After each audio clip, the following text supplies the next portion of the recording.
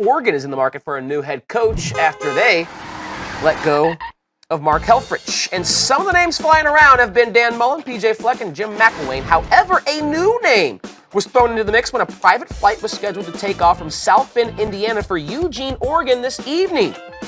Notre Dame's Brian Kelly has supposedly been looking at other coaching options amid his tumultuous season in South Bend. Should we pump the brakes, or is Brian Kelly to Oregon really something we have to consider?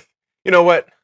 I think we need to pump our brakes a little bit on this. Now, whoever found this information, great Inspector Gadget job, because how do you realize or see where the private jet is leaving and going? That's top secret information. This is something that people do from college universities all the time, because this is the only place where it matters. Yeah.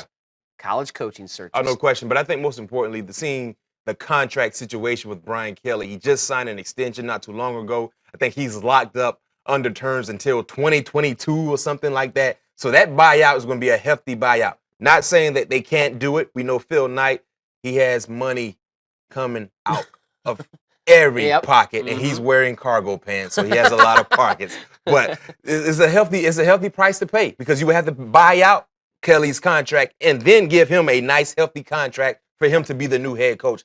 I don't see this happening. There's a small chance, but the reality of the situation, there's a lot of money that would have to exchange hands between universities to have that. We saw with Texas, they just paid $19 million before they gave Tom Herman his contract to the staff of Charlie Strong's and his contract, and then you had to pay out the buyout to the University of Houston. $19 million. Granted, Brian Kelly has a more expensive contract than what Tom Herman has, and including his entire staff. So I don't see that happening. Could be a small chance, but who knows who that private jet was, who was on that private jet. But it is something that a lot of people like to look at now. Flight logs and flight manuals from college campuses around the United States.